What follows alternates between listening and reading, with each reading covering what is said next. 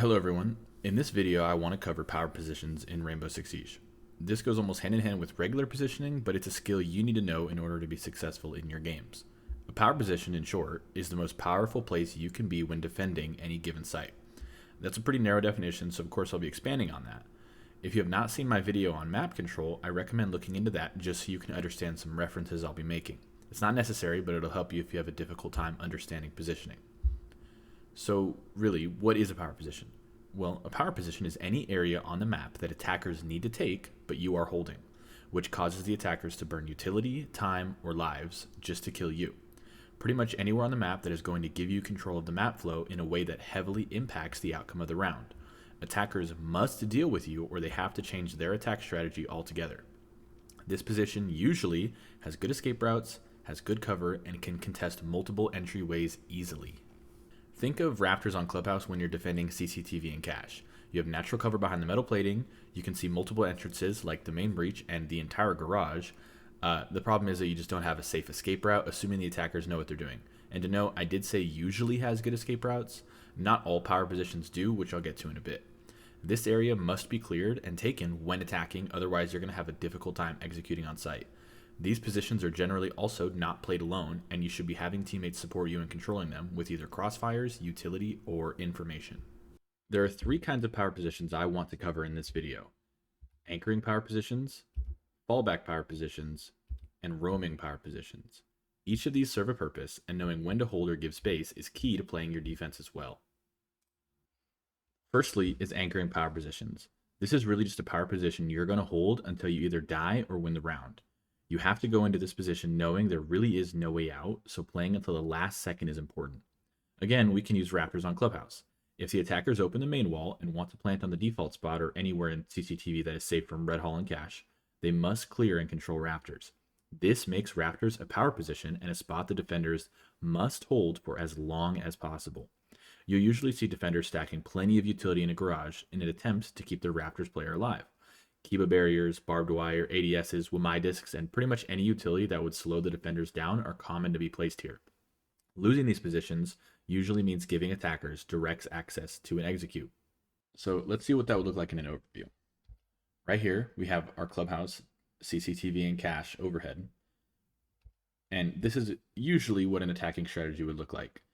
You have your defenders inside of cache and Red Hall with your attackers outside. They want to open the main breach and run all the way into this default spot here and plant the diffuser. The other attacker will then split the site in half, holding a line of sight across the entire site, making it so if any defender wants to get visible access to the person planting, they'd have to run through this line of sight the attacker outside is holding. Obviously, they can't do that. So in order to stop that, defenders will of course do things like place smoke or use C4s or maybe even deny under, but the strongest thing you can do is hold Raptors. What that looks like is usually something like this. You'll have someone playing in Raptors up top, like in a zombie. Sometimes someone playing down below, holding lines of sight onto either the outside breach or straight where the default plant is at, making it impossible for the attackers to be able to run in, because then they have to worry about a crossfire from Red Hall, cache, and catwalk. So in game, the power position of Raptors is strong because you have natural cover with the Raptors. You have lines of sight outside the breach and into the garage, and you can deny any sort of access the attackers want to get into the map. That's what makes this position strong. You deny access to the map, it's hard to kill you since you have natural cover, and your teammates can support you from cache and Red Hall. The next kind of power position is a fallback power position. This is an area of the map that is close to site that you want to hold until the attackers force you out and back into the objective. Generally, this is not an area you die in since you have escape routes. It's an important part of the map, although losing it does not mean the attackers have direct access to site, assuming you play it correctly. What makes this type of position different from an anchor position is that losing it does not mean the attackers have a direct way to execute, just an easier path to one. Think of mezzanine on top floor chalet, or elbow on bottom floor chalet, armory and trophy on top floor Oregon, or bunker on basement Oregon. These are all spots that you should be holding, but not holding until you die. You want to waste as much attacker time and utility as you can. Similar to an anchor position, you want to be using utility here, albeit not as much if you can help it.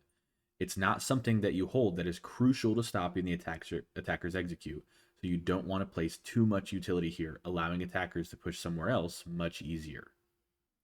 Now let's take a look from an overhead view. Right here, we're defending top floor on Oregon, and we're going to be extending our defense into the trophy and armory section of the top floor. The reason this is a power position is because if the attackers attempt on attacking this side of the map, they must take master, trophy, and armory. If we hold these areas, they're power positions. We're going to put a little bit of utility here in order to make it a little harder for the attackers to attack us, but we're not going to put a lot of it. So that way, if they decide to maybe do a white stairs big window attack, we're not putting all of our utility on this side of the map, making it much easier to just walk in over here. This is a fallback position because we have safety and escape routes. Mute can run from the trophy door and back into sight, and Castle can drop this hatch into garage. This position is a strong power position as well because it creates a crossfire through these walls here in the armory and bedroom wall, and straight through the trophy door into master. This position is not meant to be held until you die. Rather, you want to stay here and burn as much attacker time and utility as you can. If you hold this position for even 2 minutes, that gives the attackers then just 1 minute to go through master, get trophy, open the attic wall, open the walk-in wall, and plant. This position is a fallback power position. This is what it would look like in-game. Playing in armory, you have lines of sight into master bedroom, with your player in trophy also having those lines of sight in a crossfire. You also have some utility stacked on this side of the map in order to make it easier to defend this area. The fallback positions would be the trophy player just walking back into sight, and the player here in armory dropping the hatch into garage and hopefully being able to run to white stairs and get back. What makes this position strong is that the attackers need this area of the map in order to attempt an execute, but you're going to hold it and give them a hard time attacking it. It's a power position, and they want this map control. Also, keep in mind that it doesn't really matter what defenders you play, just the idea of holding this area of the map makes it a power position. The last kind of power position is not necessarily a single room on a map, rather an area of the map. These are roaming power positions. Realistically, you could just call this roaming, but it's roaming with the intent to fall back to site at some point, and not just getting eliminated early on or looking for picks. Your job in doing this is to eliminate some attacker time and utility. Just a couple of drones and 30 extra seconds would be great. Your job is not to get kills or die roaming, but stall the attackers until they get closer to the fallback or anchor power positions. Think about warehouse on a layer basement defense. Starting in warehouse and shooting a couple of drones and falling back. Then playing in barrels or missile and doing the same thing until you get to toxin or the objective and can hold your position there. You might not get a kill, but you destroyed 4 drones in 1.5 minutes. You want to remember that staying alive is important in this position. You're not here to get kills, you are here to burn time and utility. Giving the attackers a kill 45 seconds into the round at the cost of 1 or 2 drones is not worth it, and you're putting your team at a disadvantage. Also, if the attackers don't drone you, they're free kills. So, on your defenses on layer basement, attackers tend to come from this east warehouse side. One thing you can do when you're roaming is just delay them. Usually they drone from this side over here, and you shoot a couple drones, and then run away. You can run through this missile hallway, either into lockers or into missile, wait for them to drone you, and shoot the drones again. Continue falling back until you get to toxin, which is usually a fallback power position, or you can stay in lockers and either stay in here or come back into lab, which is the objective. The point isn't to kill the attackers or stay in these areas, but just fall back and continue shooting drones and wasting time. Even, again, 4 drones in 1.5 minutes is great. Dying in warehouse because you want to take gunfights is not great. Something else I want to go over really quickly are safe spots in sight. I don't really classify these as power positions since they're in the objective. If the attackers have cleared you from this area, they have control of sight and have already completed their execute. This would be an area like cache on Clubhouse, deep bunks on Fortress, or behind the bar on Aviator Games site on Villa.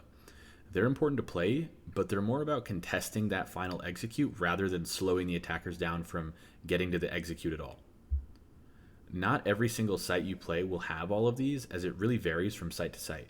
Some sites will only have fallback positions or only anchor positions. Understanding what kind of power positions each site needs is important, and it will make it much more difficult for the attackers to complete the stages of their attack. Thank you for your time.